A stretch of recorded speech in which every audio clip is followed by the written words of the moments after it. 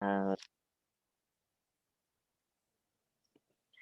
morning and welcome to another edition of the Occupied Thoughts podcast, a podcast of the Foundation for Middle East Peace.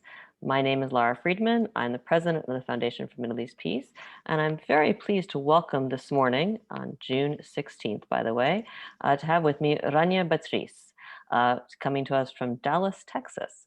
Rania is a political policy and advocacy strategist with over 2 decades of experience. And Rania and I were actually together on a podcast or on a webinar recently looking at polling on Israel-Palestine. And you can find that on the website of the Foundation for Middle East Peace or the Foundation for the Middle East, for the website for the Middle East Institute. I highly recommend that. So coming out of that webinar, I thought this is a woman I want to talk to more and learn from. So Rania, welcome. Thanks for joining me this morning. Thank you And so much for first, having me. it's a pleasure. First, can I ask you to introduce yourself to our audience? I am just learning about your work, and I'm thinking for a lot of people, this will be their first introduction to you as well. So if you could just jump in with a brief introduction, that would be great. Absolutely. So, as you mentioned, I've been in this world of politics and advocacy for about 21 years, and that's included everything from managing campaigns to advising campaigns. I was Bernie Sanders' deputy campaign manager in 2016, but have done this work across the country for such a long time at every level. I mean, city council all the way through presidential elections. I think it last cycle maybe was my 6th presidential cycle. It's been a long time going, but it's really been kind of my life's mission. I've joked it was sort of written in the stars as a first generation Palestinian American that justice would be my work.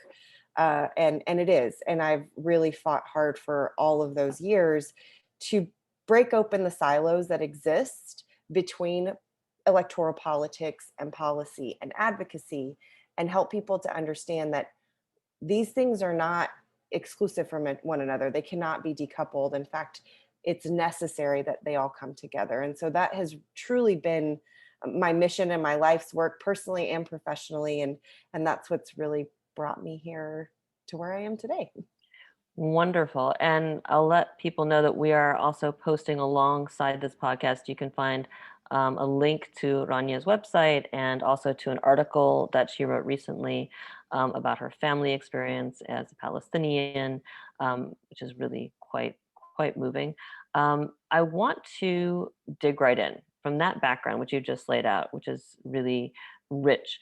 Can you talk based on your firsthand experience with campaigns and political organizing, can you talk about what's happening at the grassroots level in the US today with respect to activism and awareness around Palestine? What has suddenly changed, or what has slowly changed in the political landscape, which is opening the door for what seems to be a new kind of discourse and is actually opening the door for new kinds of people to be elected to Congress? I do think that it might feel like it happened quickly, but the truth is the majority of my career was not did not reflect where we are today.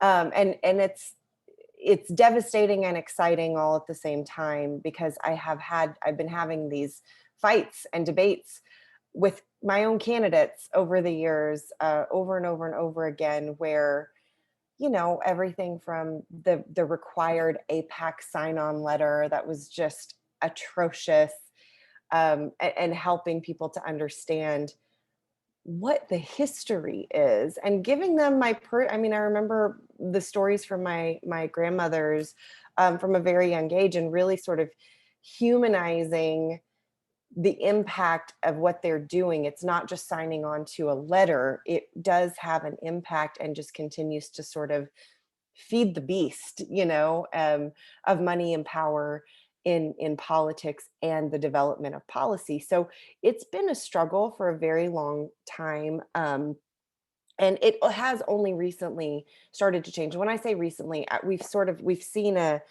transition over the last handful of years, where it's gotten less scary maybe to speak up in favor of Palestinian rights and self-determination and just overall humanity. And I will say I have a lot of things to say about Bernie Sanders, who I still love and work closely with on a number of things. Um, but I will give credit where credit is due here. He sort of kicked open that door of making it not only okay, but something that people all of a sudden paid attention to. And it wasn't just him. There have been organizers and people that you and I both know and love who've been working on this for just decades and decades. And I do think he sort of helped sort of open that door. And the other thing that came about from it is the understanding of the intersection of all of these fights for justice, whether we're talking about Black self-determination or Native sovereignty or, just justice issue, climate justice, all of these different things really come very easily crashing together in a very poignant way that I don't feel like necessarily was recognized even a few years ago. And so, and that does, you heard me talk about this on the webinar that we did together, that it really is young people, I feel like, who are continuing to lead that charge. And I think this last election cycle was the first cycle where there were more um, young people of voting age than boomers. And that is not a small thing. I mean, there's still a lot of work to do on turnout and all of those kinds of things. And as we've seen across the country, there are voter suppression efforts happening rapidly. It's devastating. But those young people are fearless. They have no loyalty to any party or anything of that nature. They are really focused on justice and people and planet first. And it really has made a huge difference. I love when you said that the people and planet. That was what stuck with me Mm, when I heard you speak the first time. That you have a generation thinking about it in those terms, which are terms that really are, I think, impossible for traditional political forces to even grapple with. It's just a different way of imagining politics, of engaging. That's all. There's a lot of good news in what you just said. The flip side is the attacks that we're seeing on the new generation of elected officials, yeah. and here we are speaking particularly of women of color and Muslims, and here we are speaking particularly about Ilhan Omar from Minnesota and Rashida Tlaib from Michigan, who have been facing just unrelenting attacks pretty much since they entered office, with every word they say that touches even peripherally on Israel put under a Mhm. microscope and parsed as evidence of evil anti-Semitism, support for terror, all of that. Yeah. And that mirrors this kind of vilification that we've been seeing in the grassroots for years. And Linda Sarsour is obviously the textbook example, but also targeting any kind of grassroots movements that align with Palestinian rights. So BLM, Dream Defenders, the Women's March, etc. So I've got a compound question. How is what we're seeing today different or the same from what we saw in the past, where anyone who touched the Palestinian issue is, there's an effort to make them radioactive?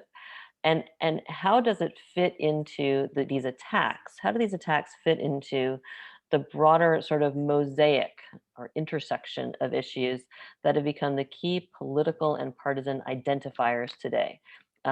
Between progressives or Democrats and Republicans, we're talking about race and BLM, immigration, Islamophobia, terrorism, national security. And last, poetry compound question, how does it figure into this increasingly zero-sum partisan climate within the United States, as we're looking at so far the very poor, I would say inability, but the poor performance of progressives in defending their own? They're all very wonderful questions, and I'm going to try to hit them off. If I forget anything, you'll have to let me know. But I think from a very structural perspective, you're exactly right. The attacks on women of color are so blatant. It's almost unreal because it's not surprising. just because we've seen it for so many generations and it's not anything new, but I sort of keep having these moments of, aren't we past this yet? We're not, is the as evidenced by all of these incoming attacks, like you said, on, yes, Rashida Tlaib, and yes, Ilhan Omar, but also Alexandria Ocasio-Cortez and Ayanna Pressley, who I love Ayanna Pressley, but she's not like a bastion of progressivism on a lot of different things. She's wonderful and she's fantastic and she is a true champion of justice, but it's not as though as has been as outspoken.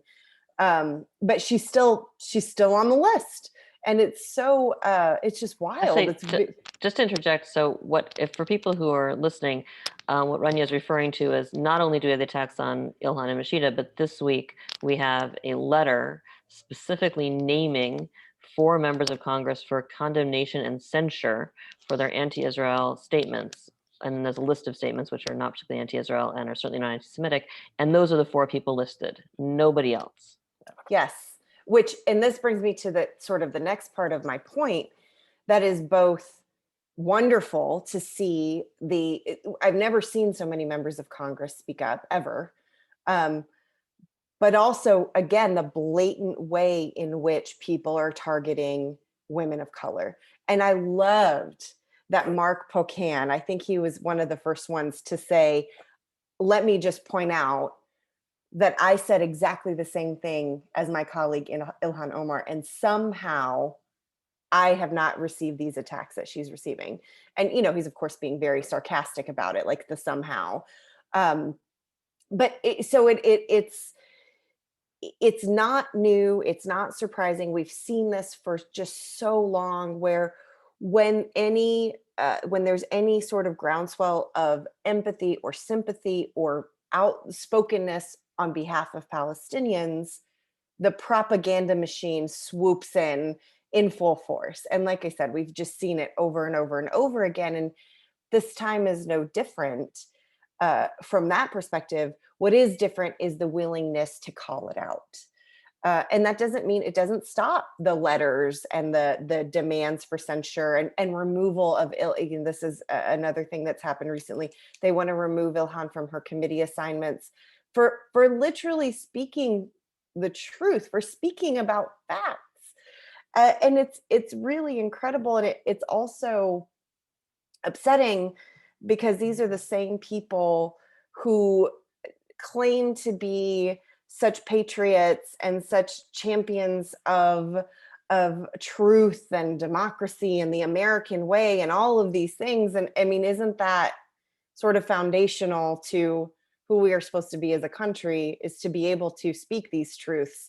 And what we're seeing is, for some people, that's just not the case. Bridge too far. So now I don't want to miss any of the parts of your questions. I think you tell me again. Help me out here. So, I mean, I'm interested in. I mean, I've talked to people like Jim Zogby about this for years. How are these attacks different, or are they not different from what we've seen in the past, where anyone who showed any sympathy or solidarity with the Palestinians? I mean, certainly we've seen political figures, face, serious attacks for this in the past. Is it different? But also, I mean, what's interesting to me, there was a line someone tweeted out, Asal Rad tweeted out this week. Ilhan Omar has gotten more backlash for asking how to hold war criminals accountable than the war criminals get for committing atrocities. Right? Yes. There Yeah. seems and to what extent, and maybe I don't know if this is something you can answer, to what extent are these attacks genuinely about people, and I from both sides of the aisle, because the attacks are coming from both sides of the aisle. Some defense is coming from one side of the aisle, not, I think, a ton of it, but some. How much of it is genuinely about what they're saying, as in, we feel this is too critical of Israel, we're uncomfortable, we want to push it back? And how much of it is, this has been recognized as a potent political weapon that can be turned against your opponents, or, as I joke sometimes, it's like a sword you throw amongst your opponents and let them use against each other. Mm-hmm. I don't know. I'm not politically engaged the way you are. I'm very curious how it looks from your perspective.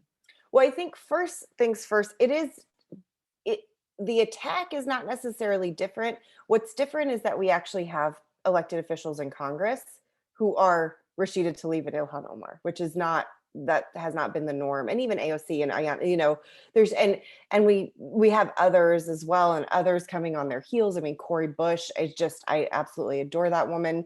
We've got, there is change coming, not as fast as I'd like to see, but there has been this sort of shift happening in Congress. So that's one thing. There is a common enemy for folks who want to sort of spread the lies or silence people or the propaganda or whatever. So that part of it is different. The thing I will say though is, Ilhan won her reelection overwhelmingly despite massive, massive amounts of money dumped into the campaign of her opponent. And all they did was relentlessly attack her. That's all they did. Same thing with Rashida.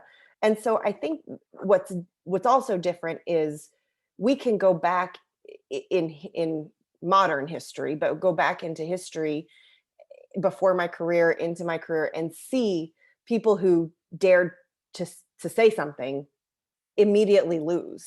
I mean, that's it. The game over. The PACs come in, the sort of those propaganda groups come in, and then that's it. That person's career is over. That is a shift that I welcome, obviously, but it's also, devastating that those kinds of things are still, the attempt is still there. And then the amount of money that is spent, and that's what we could spend a whole hour talking about money and politics. We're not going to do that, but the amount of money that's spent to further demonize people for daring to speak the truth I can't help, just being a person who's seen so much suffering across the country and around the world. I can't help but just go, that money could be used to actually save lives and make people's lives better, rather than personal attacks and the spread of misinformation and disinformation. So it's there. It's part of the progress that we're seeing folks again win their races despite it all. But that doesn't make it any less egregious.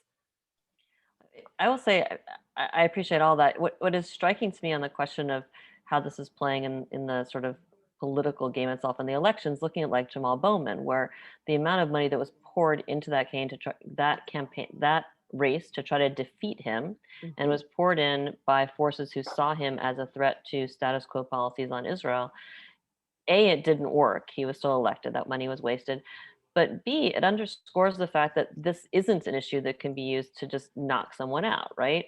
That his constituents, I mean, I don't say he's automatically going to get reelected, but one would, observing the last race, it would seem that whether or not he's reelected is going to be based on whether or not his constituents like him on the whole range of issues they care about.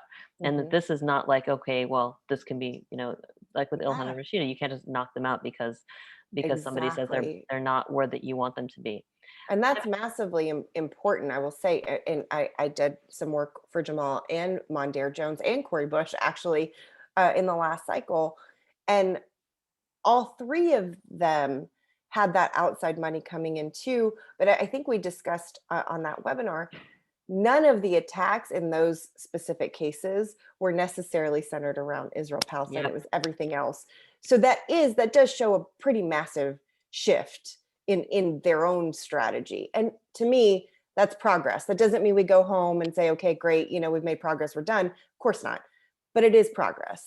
Yeah, well, I mean, given what's happening in Congress this week, I mean, we certainly can't say time to go home and be done, because I mean, there's a huge pool of constituents today who are looking at Congress, seeing their elected officials maligned, slandered, delegitimized because they have spoken fact when it comes to Israel Palestine, or offered views that are on a spectrum that should be certainly acceptable and are being treated as somehow beyond the pale, which is, I mean, I would encourage people to look at the fact sheet that was released by Congressman Waltz, along with his resolution condemning and censuring these 4 women of color, 2 of whom are Muslim.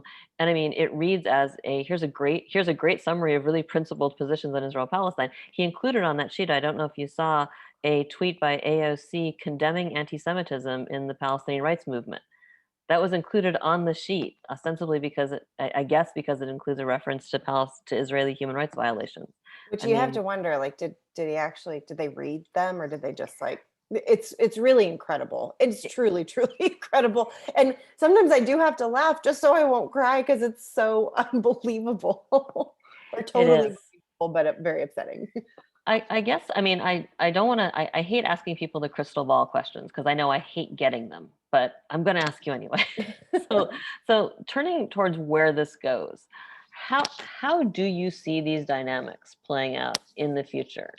I in 2016, before I knew you, I watched what was happening with the Bernie campaign, and I thought this is fascinating. For years, I met when I was back doing actual government relations. I would meet with members of Congress, and they would say, "We agree with you 100%, but we can't say that publicly because we would face, this incredible pushback. We lose donors. We wouldn't be able to fundraise, blah blah blah."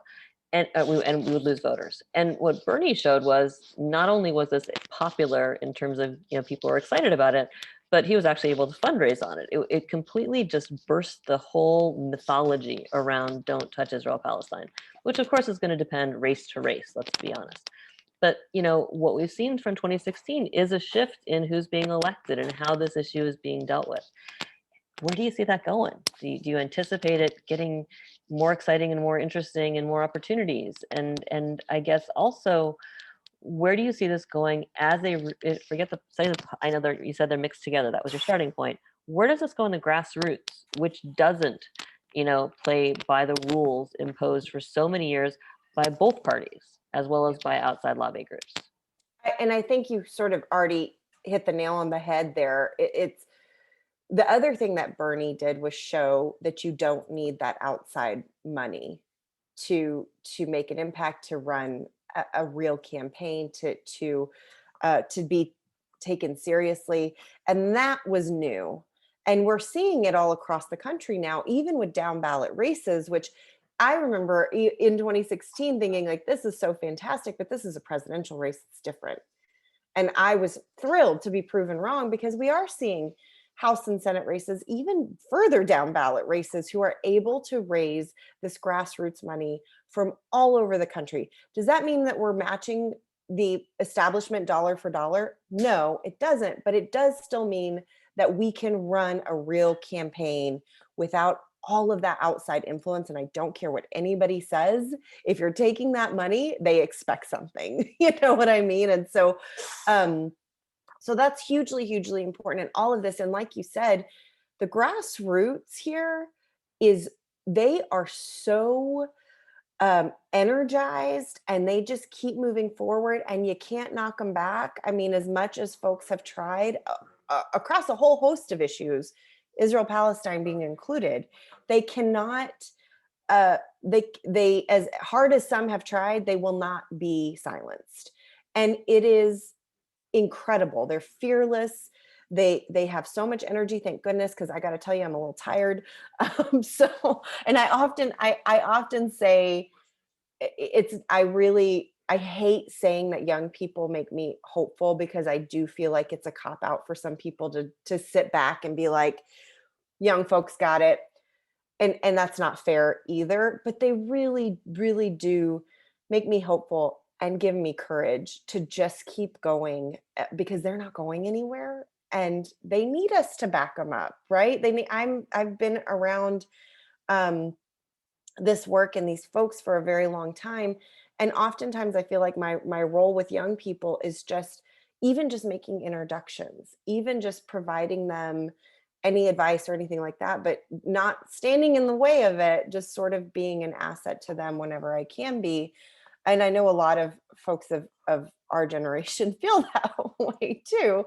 But really, it that's what I see happening and continuing to happen. The grassroots isn't going anywhere.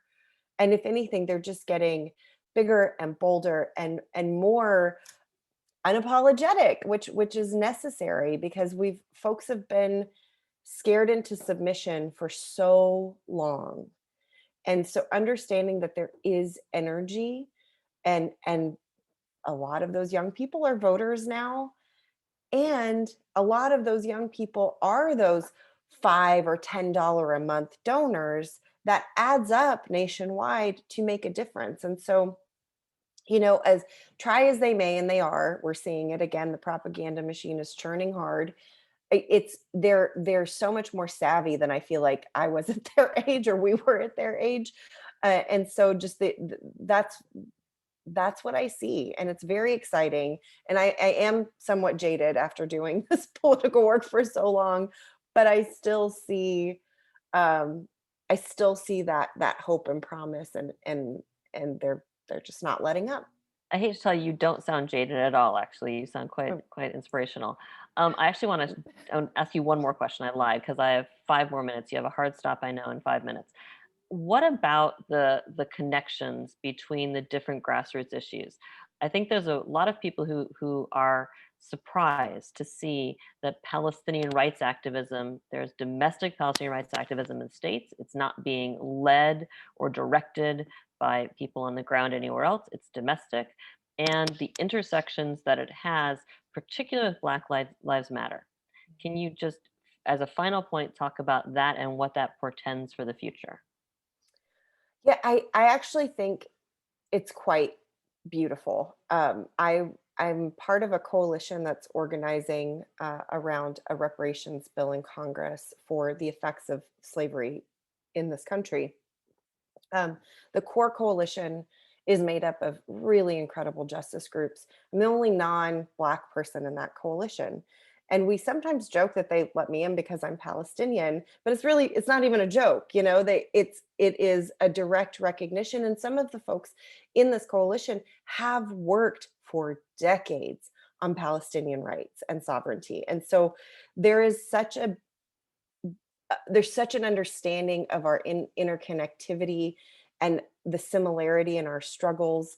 My firm recently did the PR for the Tulsa Race Massacre Centennial in Tulsa, and it was of course on the heels of everything that was happening back home, and my column came out, and so many of the people that I was in community with, including the survivors and descendants of this atrocity carried out by our country. I mean, the state of Oklahoma was complicit here. Um, w- were just hugging me and telling me that they were with me and they saw me and that we were in it together, and we weren't gonna give up. I wasn't gonna give up on fighting for them, and they're not gonna give up on fighting for me and my family and our people. And it was so beautiful. I'm not generally a crier. I mean, I felt like I was in tears the whole week because it was like, oh my gosh, I felt so seen. And that happens a lot with I had the honor of helping to get Deb Holland the nomination and the confirmation, and we now call her Secretary Holland. And that was massively important. And even that coalition of amazing Native people, mostly Native women, who were just fighting so hard to see this change brought about. And it's the same thing. There's such a recognition of how we really are in this together. And I don't see that letting up either. And that's also, I mean, it's so powerful. It's just so powerful. Yeah, I'm going to say again, you don't sound jaded at all. You sound incredibly inspiring. All right, you're hitting a hard stop. Thank you. We're going to have to end here. I wish we could go on for another hour. I'm going to try to get you to come back. Thank you, Absolutely. Rania, for joining me today, and thanks for sharing your insights with the Foundation for Middle East Peace and our listeners. There is so much more to unpack. Hopefully, we can do that again soon. I also want to thank our listeners for tuning in and remind people to subscribe to the Occupied Thoughts podcast on iTunes, Spotify, and SoundCloud so you don't miss anything. We're adding new content every single week. And you can find more about our podcasts and watch the video if you want on our website, www.fmep.org. So, with that, I am Lara Friedman, President of the Foundation for Middle East Peace, thanking Rania Batrice and signing off now until our next episode of Occupied Thoughts.